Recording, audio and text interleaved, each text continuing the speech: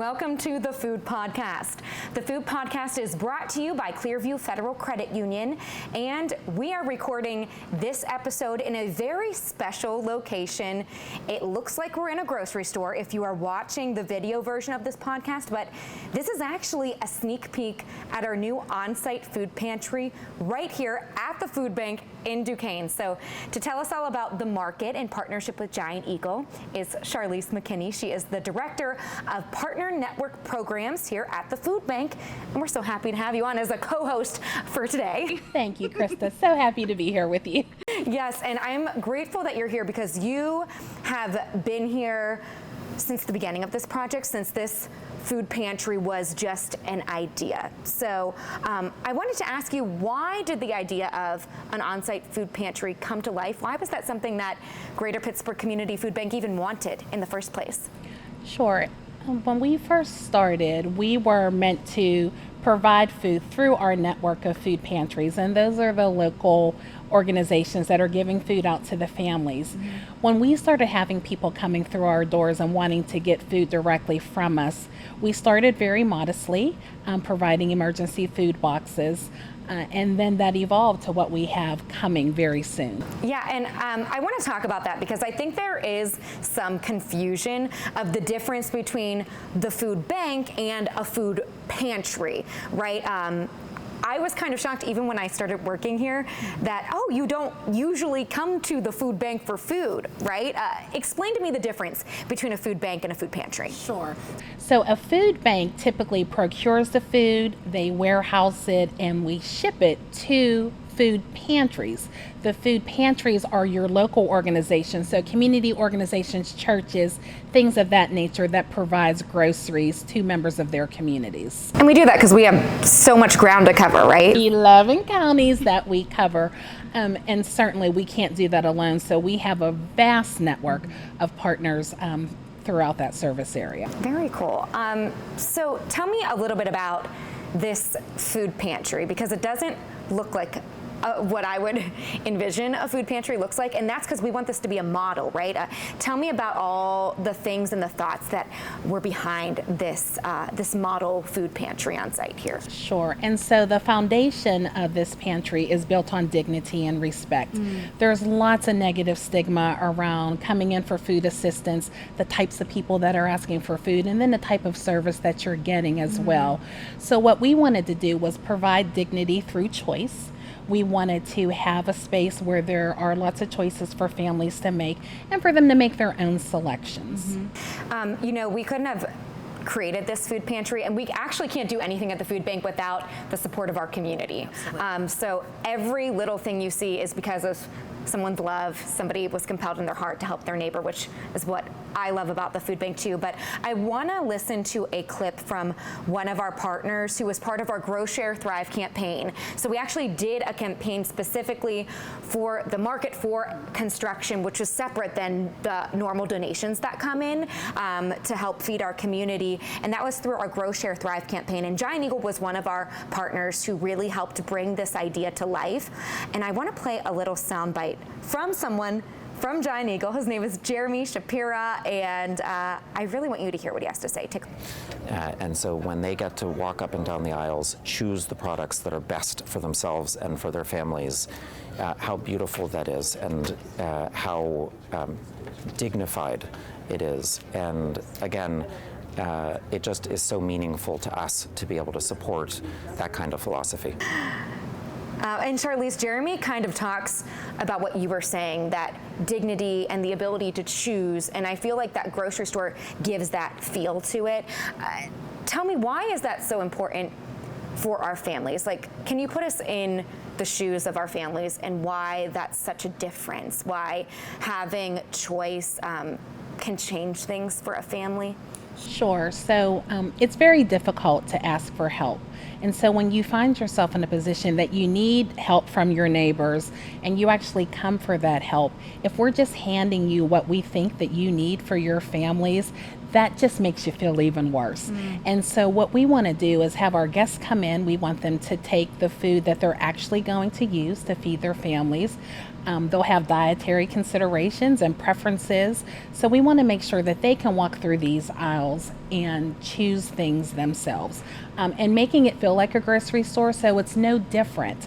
The only difference is that you're paying nothing when you leave here, and that's the part that we really love. Yeah, we even have shopping carts here. I was like, Yes. I was like, it really does have that feel of this is what my family needs. And if you're watching this food podcast, Charlize is actually behind her is this whole row of what would you say, just like personal items, products? Tell me about the different things that are in this food pantry. Sure. So this is our non-food section, and so we'll have essential items like toilet paper, laundry detergent, soap, toothpaste, all of the things that SNAP benefits don't cover.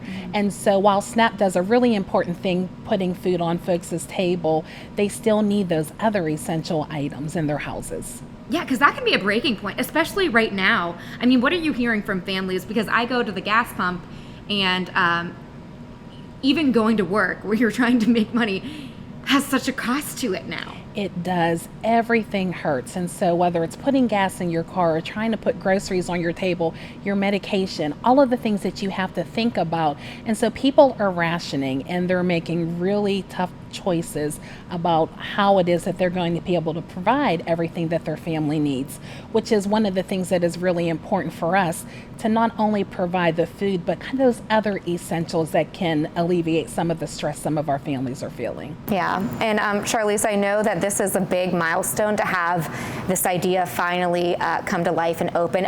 Just for your records, if you guys are asking our team right now on the live stream, the market is not open yet. We're not there. As you can see, we're kind of in that home stretch, getting some final T's crossed and everything. But emotionally, why does this mean so much to you? How does that impact your heart to see this? I can tell you it's so good for my soul, especially on a personal note. I'm somebody who grew up in poverty, and we didn't have things like this that were available for my mom to be able to go and make those choices. And so to kind of be on the other side of that and being a neighbor that is able to provide help to others and doing it in such a loving and careful way, I'm just so proud to be a part of it. It's special, and I'm sure that's special that our folks come in and they're talking to you, somebody who understands and is there for them too.